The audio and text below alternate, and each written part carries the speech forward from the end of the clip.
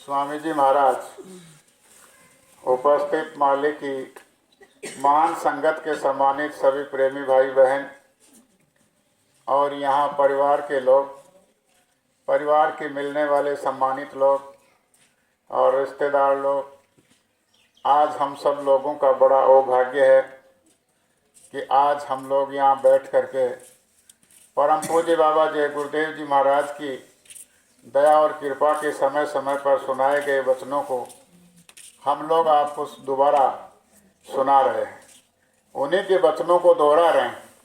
हम अपनी कोई बात आपको नहीं बता रहे। जैसे बाबा जय गुरुदेव जी महाराज 116 साल तक इस धरती पर रह कर के लोगों के साथ में जो मेहनत की, जो लोगों के साथ में रह कर के सर्दी गर्मी बरसात को सहन करते हुए उनका भला किया और उनको ईश्वर की भक्ति, भगवान की भक्ति की तरफ मोड़ा, उनको एक अच्छे मार्ग पर जोड़ा और अच्छाई की तरफ ले जा करके भगवान की तरफ आगे बढ़ाया। बहुत से लोगों ने उस परमात्मा, उन देवी देवताओं का दर्शन दीदार किया और उनके बताए रास्ते पर चल करके अपने जीवन को सुखी बनाया और अपने घर में शांति खुशहाली का जीवन बिताया। आज वो समय हम सब लोगों को गुरु महाराज की दया से मिला है, तो आप लोग बड़े ध्यान से गुरु महाराज की बातों को सुनो।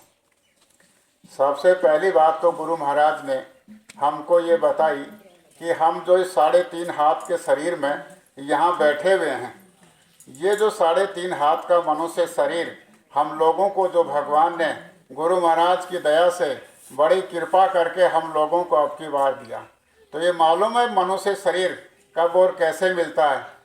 बड़े भाग ये मानुष तन पावा, यानी बड़े ऊंचे भाग जब इंसान के होते हैं और उसके पूर्व जन्मों के किए हुए पाप, किए हुए पुण्य कर्म जब इकट्ठे हो जाते हैं और उन दुखों से जब इंसान बिलबिला उठता है, उन इंसान पीड़ाओं से, परेशानियों से, कष्टों से दुखी होकर के इंसान जब चिल्लाने लगता है, तो उसकी पुकार कौन सुनता है? जो इस आत्मा का प्यारा होता है, जो इस आत्मा का मालिक होता है, जो इस आत्मा का स्वामी होता है, वो उसकी पुकार को सुनता है और उसकी पुकार को सुन करके वो मालिक दया करने के लिए हमारे जैसा मनुष्य शरीर धारण करके और हमारे बीच में इस धरती माता के ऊपर अवतार लेते हैं और हमको आकर के यहाँ ये समझाते हैं, हमको ये बताते हैं कि उपस्थित नर नारियों, ये बच्चे बच्चियों, आप लोग आदरणीय सभी महानुभाव, आप लोगों को ये जो मनुष्य शरीर 3.5 हाथ का उस परमात्मा ने गुरु महाराज के दया से दिया है,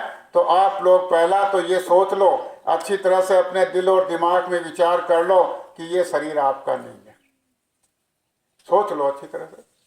आज आपको बताया जा रहा है, अगर ये शरीर आपका होता, अगर ये शरीर आप अपना समझ रहे होते, तो आपके परिवार में पहले कितने लोग थे, वो कहाँ चले गए?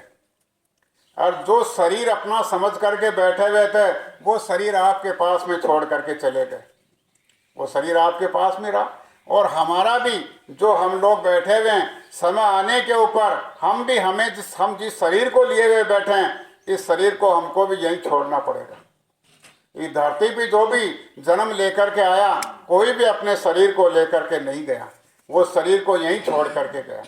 अब आप लोग ये तो समझ ही गए होंगे कि ये शरीर अपना नहीं है। तो अब दूसरी बात आपको ये समझाई जा रही है कि इस शरीर के काम आने वाली जितनी भी चीज़ें हैं, खाने की, पीने की, रहने की, ठहरने की सारी चीज़ें, वो भी आपको उस भगवान ने, ईश्वर ने, उस खुदा ने, गॉड ने आपको किराए पर दी है। वो भी चीज़ आपकी नहीं है। ये सारा का सारा सामान जो हम लोग अपनी आंखों से देख रहे हैं, इस धरती के ऊपर जितनी दूर तक हमारी नज़र जाती है, जहाँ कहीं भी हम रहें वहीं हमारी जो नज़र जाती है, वहाँ तक का पूरा ये जो सामान है, ये सारा का सारा तमाशा, ये खेल रचना है, ये सारी की सारी हमारी नहीं है। हमको यहाँ छोड़ना पड़ेगा। जिस परिवार को हम लोग समझ रहे हैं, ये परिवार भी हमारा नहीं है। जिस पति को पत्नी देख रही है कि ये पत्नी हमारी है, वो पत्नी भी उसकी नहीं है। और पत्नी पति को अपना समझ रही है, तो वो पति भी उसका नहीं है। माँ बाप के बच्चे बच्ची वो भी अपने नहीं है, और न माँ बाप बच्चे बच्ची के हैं, न बच्चे बच्ची माँ बाप के हैं। ये सारा यहाँ पर पराए देश पराए मुल्क का खेल है। और ये जो भी हमारे साथ में बंधे हुए हैं परिवार के लोग, ये सारे के सारे कर्मों की बदौलत बंधे हुए हैं। जिसका जैसे जैसे कर्मों का लेन देन है वैसे वैसे उसका हमारे परिवार में जन्म होता है। जानवर अगर हमारे जो परिवार में आते हैं वो भी हमारे कर्मों के हिसाब से आते हैं, और अपने अपने कर्मों का लेन देन पूरा करने के बाद में सब हमारे से बिछो हो जाते हैं।